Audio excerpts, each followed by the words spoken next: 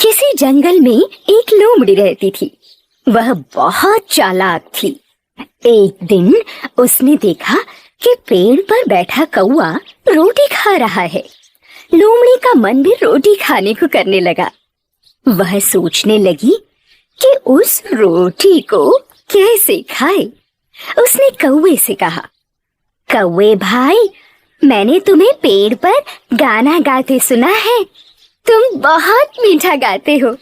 आज मेरे लिए भी एक गाना गा दो। मूर्ख कौवा यह सुनकर बहुत खुश हुआ।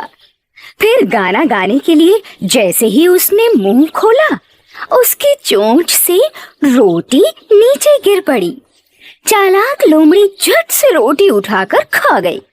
बेचारा कौवा देखता ही रह गया।